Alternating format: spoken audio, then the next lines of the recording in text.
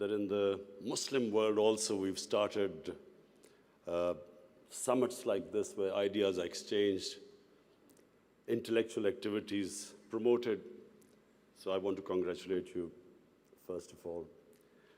And then, before I start my vision of governance in Pakistan, I just want to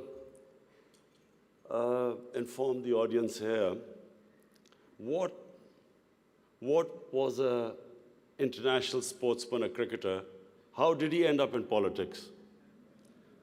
And then how did he become a prime minister?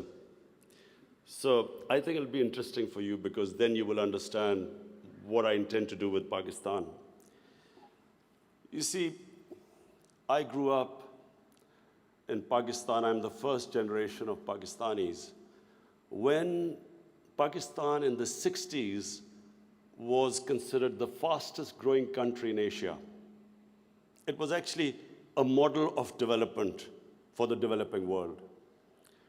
I just met Sheikh Mohammed today, and he again reminded me that Emirates Airline was helped by Pakistan Airlines in the 70s. So Pakistan was a country with optimism, hope. We grew rapidly. We had excellent governance system. Our bureaucracy was one of the best in Asia. And that's the Pakistan I grew up in. So then I played international cricket. When I started my international cricket, Pakistan was one of the weakest teams in world cricket. And we were emerging from colonialism. So we took great pride as our team became stronger and it competed. And by the time I left cricket, Pakistan was world champions. So I took pride, like my countrymen, as we competed internationally and we grew in confidence. But unfortunately, our country could not keep up that pace. Countries have, life of a country is in cycles. It's never in a straight line. You go up, you go down, course correction, countries come up, some countries don't go up. So in Pakistan's case, we were going up, and then various things happened when we started our down cycle. So when I left cricket, I started building the first cancer hospital in Pakistan. Reason was because my mother died of cancer. And it's then I realized there was no cancer hospital in the whole country. And then it occurred to me that people like me who were well off, I could afford to take my mother for treatment abroad, but what happened to the common man?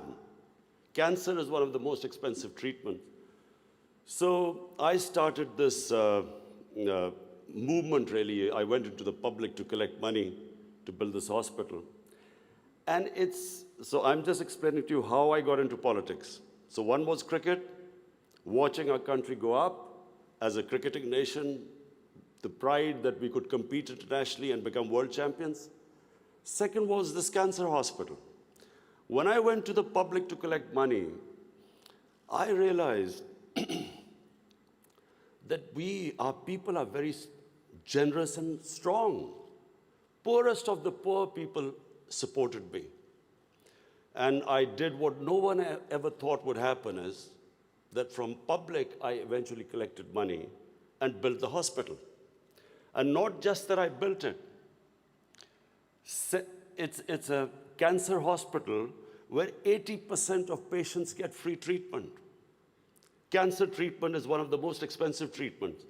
So then first I built it, and then to run the hospital, I again went to the people.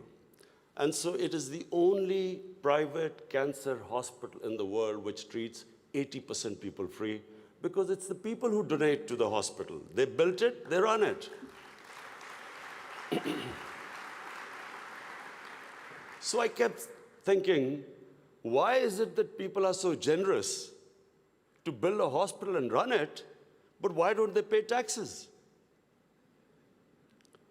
We were a country, and then I discovered we're a country which is amongst the top 5 countries in giving charitable donations. But at the same time, We are right at the bottom in giving taxes. And the reason was that people did not trust the government. They thought that their taxes were wasted by the government. It was spent on the lavish lifestyle of the ruling elite. So why would people pay taxes? And of course, then the levels of corruption, because corruption is basically stealing taxpayers' money. But there was a third reason why I ended up in politics. And that was, I watched, first of all, I used to play professional cricket in England, so half my year was in England and then half in Pakistan. And I saw how a developed country, how the institutions worked, why they went ahead, how the governments were accountable, how there was meritocracy, and above all, how there was human development, the money spent on human beings. So I could compare what was going on in Western countries, and then I could see what was happening in our own country. But then I also saw other countries develop. And one of them was UAE. I used to play cricket in UAE from 1980 onwards, and I saw UAE kept developing. And then afterwards, we saw China develop. So the common thing in all countries that have gone ahead is governance. And governance has two aspects. One is a government has to be accountable. The more accountable a government, the more clean a government, the more successful it is. And secondly, again I repeat, is meritocracy.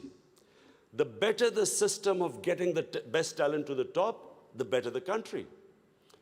Let me just give you a sporting example. Australia is the most successful cricketing country in cricket history of over 200 years, because Australia has the best system of bringing its talent up. Pakistan, in my opinion, and I'm not prejudiced, I understand cricket better than probably everyone in this hall. Pakistan has the greatest talent. Of all the countries I've played, I've never seen as much talent as in Pakistan.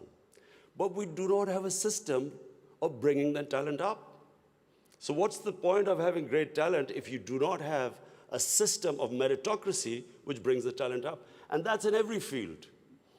In the 60s, the reason Pakistan went up, because our civil service exam was the toughest.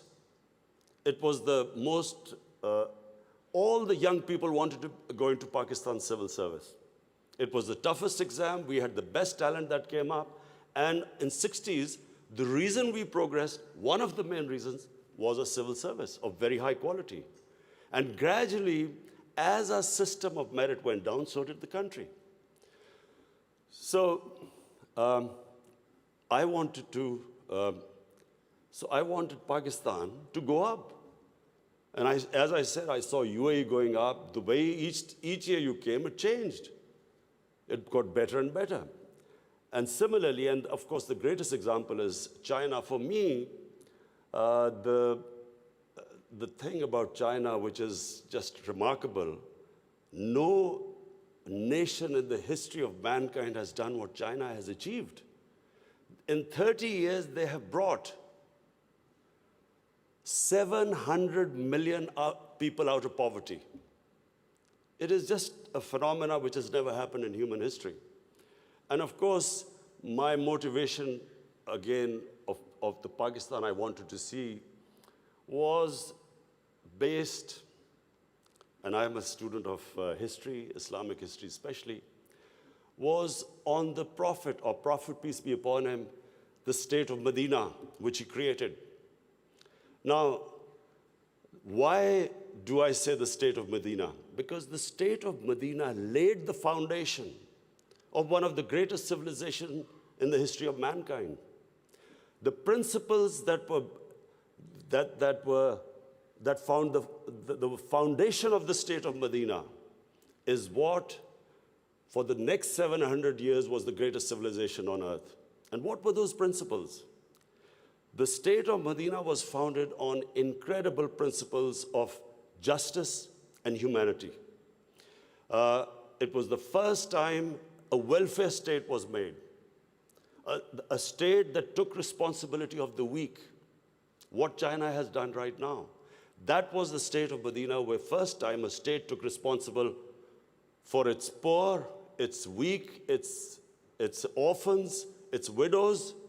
In the state of Medina, the first time pensions were created. Old people were also, it was a humane state. And secondly, there was justice, rule of law. These were the two main things. And the third thing, the Prophet of Islam, peace be upon him, made seeking knowledge a sacred duty. The word was that even if you have to go to China to seek knowledge, you must. Those days going to China meant not coming back. So the emphasis on seeking knowledge. For the next 700 years, all top scientists were Muslims. And that was the state of Medina. It laid that foundation. And then the way minorities, other religious people were treated. The Prophet signed famous, the Misak-e-Medina. There's still a letter in St. Catherine's Church which was signed with the Christians that your places of worship will be, till the end of time, they will be protected by Muslims. Secondly, that no forcible conversions would be in Islam. Thirdly, the Prophet's last sermon, it is a charter of human rights. It's about how human beings are equal. So it was a humane state created, rule of law, emphasis on education, that led to the growth of Muslim civilization. So this is, in Pakistan, we want the same basis of our state. The rise of what I believe, the way our country will rise, it will go back to those principles. We must, number one, have rule of law, everyone equal before the law. State must be accountable. We must have a welfare state where the state must take responsibility of its poor people. Half our population is on the poverty line or just above, and about 25% are below the poverty line. The state must take responsibility. All policies of the state must be like in China. How do we lift the people from the bottom? And the most important thing is that we must, in Pakistan, start a reform program. Reforms are painful, but it is essential if we have to get out of our current problems. So, first of all, I joined politics in '96. From '96 to 2013, there was a very small party. Most of the time, it was one step up and 3 steps down. The first election I contested, we were wiped out. Second election, 5 years later contested, we had only 1 seat. Third election, we boycotted, and most of the time people made fun of me, thought we would never make it, because I'm an outsider. I wasn't from the political class. But one big lesson from sports which I learned, you only lose when you give up. So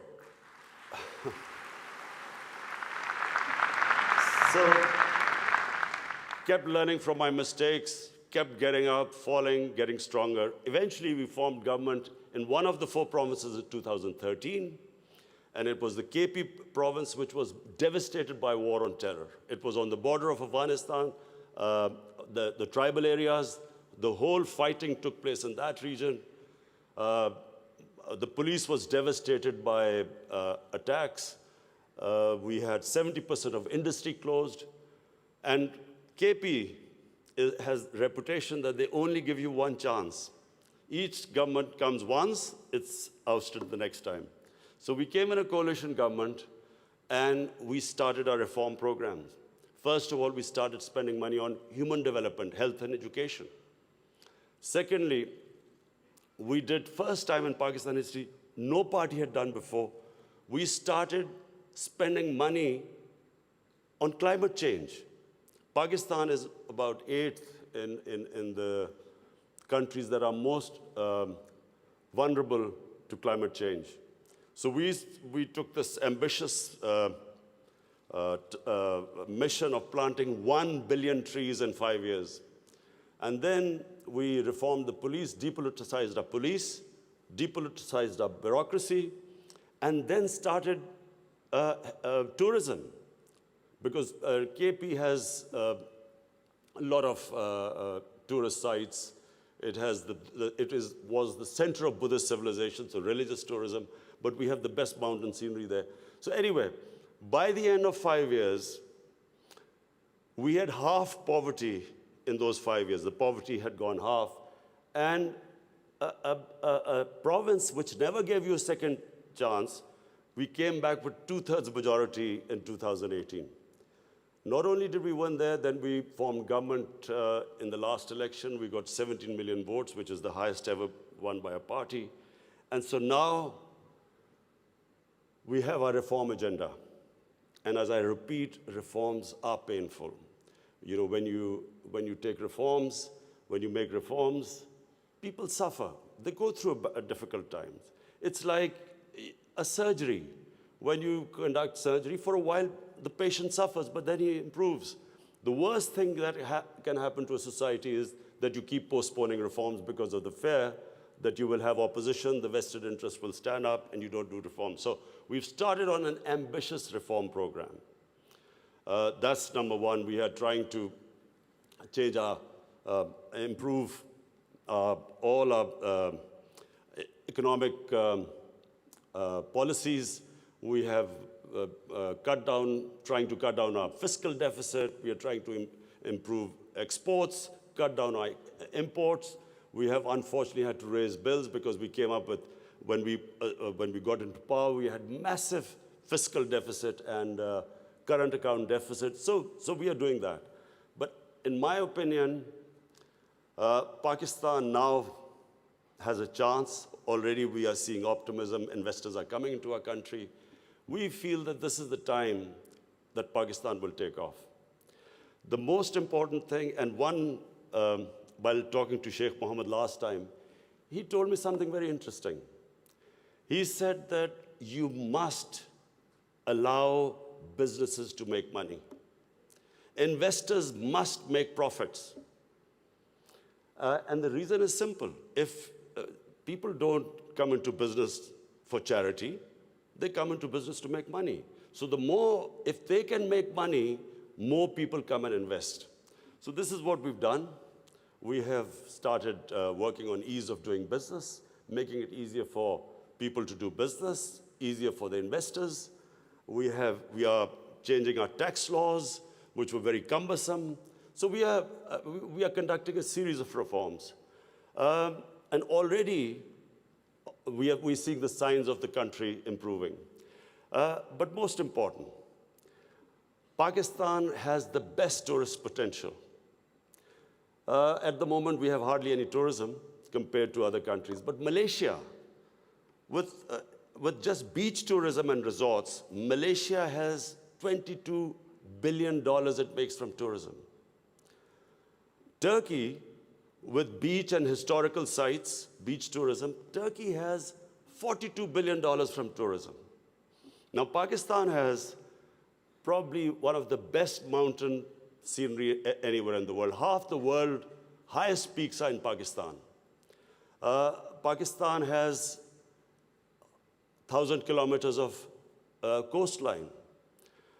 Pakistan has the oldest historical monuments, probably as old as anywhere in the world. We have Indus Valley civilization, which is 5,000 years old.